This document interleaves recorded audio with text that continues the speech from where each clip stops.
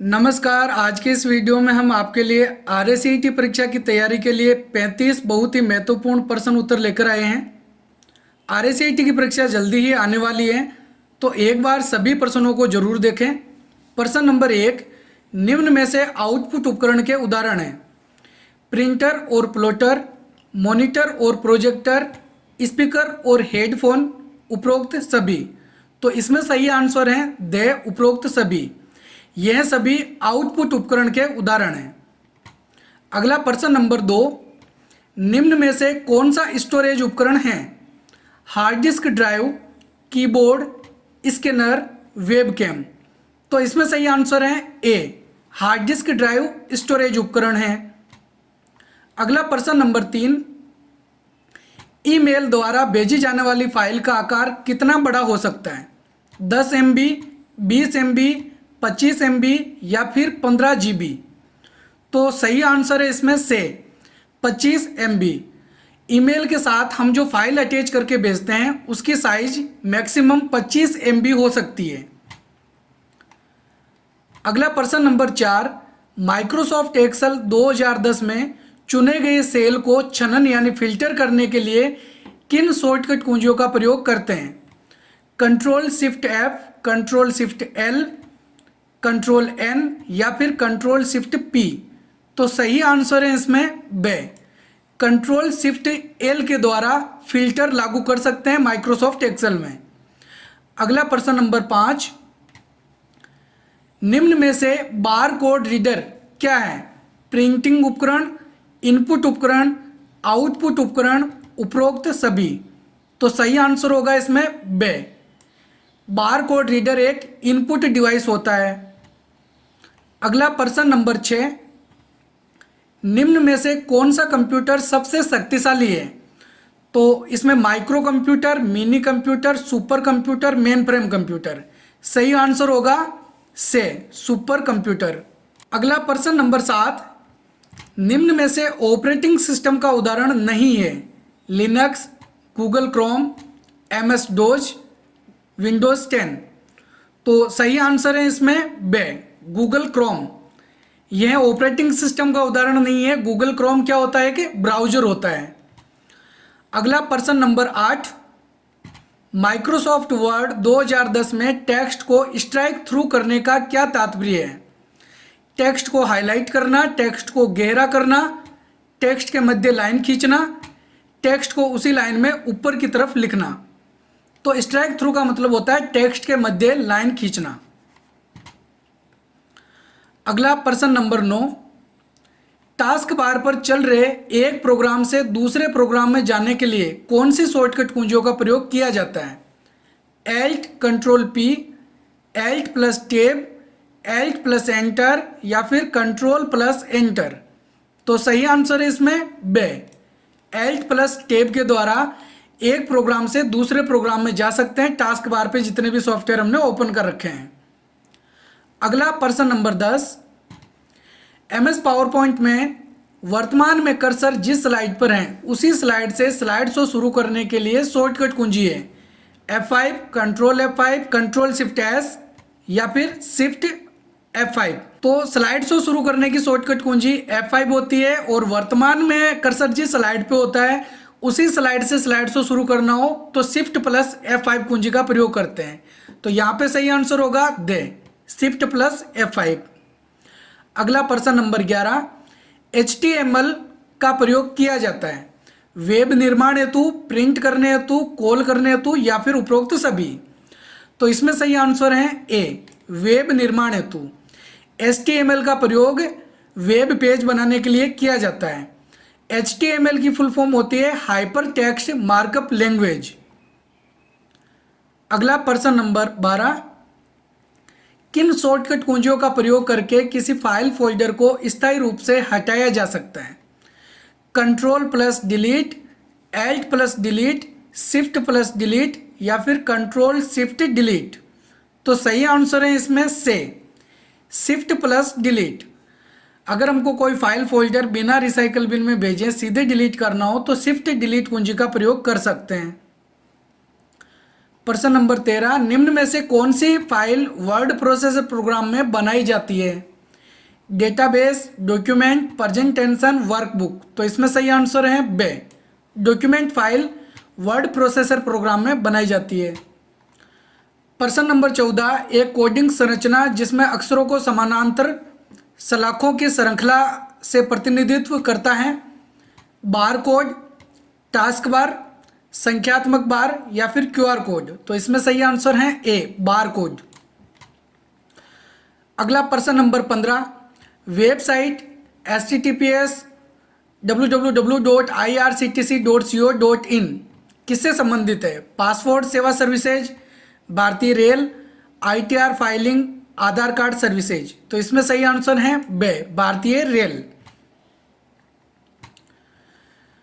प्रश्न number 16, Microsoft PowerPoint 2010 को अधिकतम कितना प्रतिशत जूम किया जा सकता है? 100%, 200, 400 या 500%। तो इसमें सही आंसर है से 400%। अगला प्रश्न नंबर 17, MS एक्सेल 2010 में सबसे ऊपर की ओर बाईं तरफ वाले सेल का पता होता है 1A, AA, A1, AZ। तो इसमें सही आंसर है से A1। प्रश्न नंबर 18, भारतीय विशिष्ट पहचान प्राधिकरण निम्न में से किससे संबंधित है? IRCTC, UIDAI, NVSP या फिर ITR। तो इसमें सही आंसर है बे, UIDAI।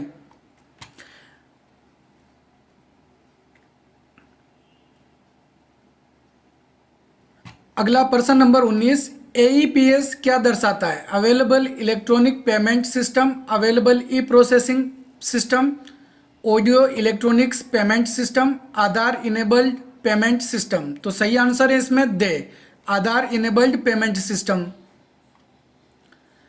प्रश्न नंबर 20, MS एक्सेल की वर्कशीट में कुल रो और कॉलम्स की संख्या कितनी होती है? 10,48,576 रो एवं 16,384 कॉलम, 14,80,576 रो और 16,784 कॉलम, 1,36,000 रो और 14,024 कॉलम, 1,16,280 रो और 11,380 कॉलम। तो इसमें सही आंसर है ए, 10,48,576 रो एवं 16,384 कॉलम। प्रश्न नंबर 21, किसी फाइल के नाम में अधिकतम कितने अक्षर हो सकते हैं? 256, 100, 150 या फिर 1024। तो सही आंसर है इसमें ए, 256 अक्षर किसी फाइल का नाम का हो सकता है। प्रश्न नंबर 22, निम्न में से क्विक एक्सेस टूलबार में कौन सा टूल मौजूद है? सेव, अनडू, रीडू, उपरोक्त सभी। तो इसमें सही आंसर है दे, उपरोक्त सभी। प्रश्न नंबर 23, ई पब्लिक डिस्ट्रीब्यूशन सिस्टम का क्या उद्देश्य है? कम रेट में गरीबों को अनाज उपलब्ध करवाना, गरीबों को घर उपलब्ध करवाना, गरीबों को चिकित्सा सुविधा उपलब्ध करवाना, उपरोक्त सभी।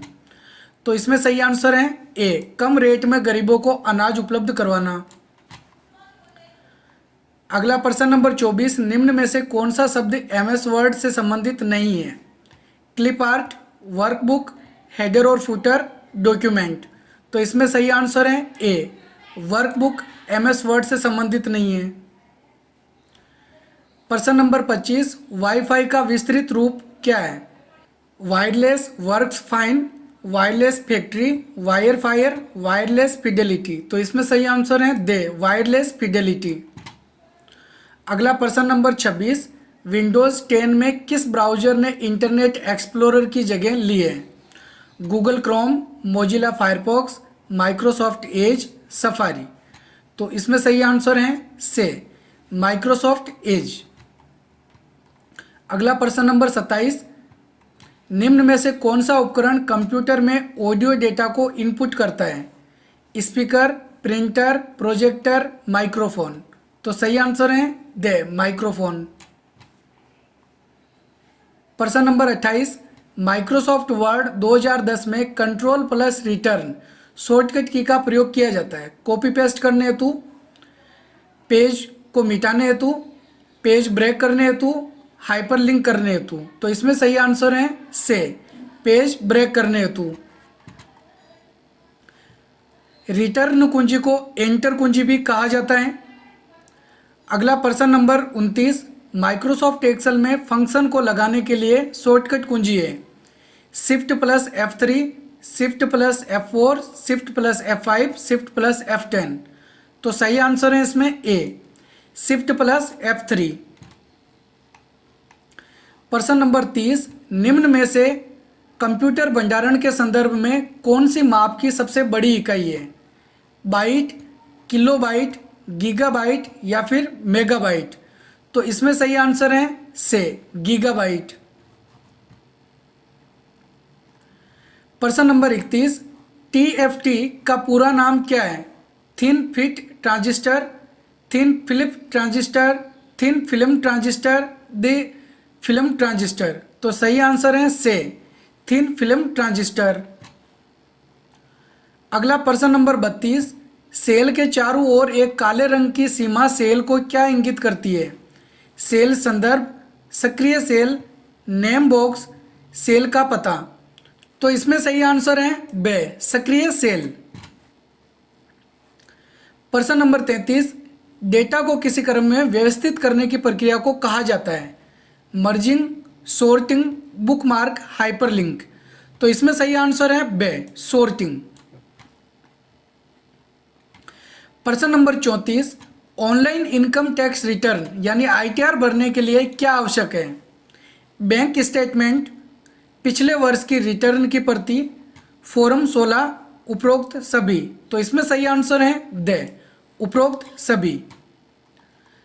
प्रश्न नंबर 35, निम्न में से कौन सा उपकरण हार्ड कॉपी आउटपुट प्रदान करता है? Monitor, printer, speaker, projector? तो सही आंसर है बे, प्रिंटर। तो ये है हमारे 35 प्रश्न। उम्मीद है आपको हमारा ये वीडियो पसंद आया होगा। अगर वीडियो पसंद आए तो वीडियो को लाइक और हमारे चैनल RSIT गुरुजी को सब्सक्राइब जरूर करें। मिलते हैं एक और नए वीडियो में, तब तक के लिए जय हिंद, जय भारत।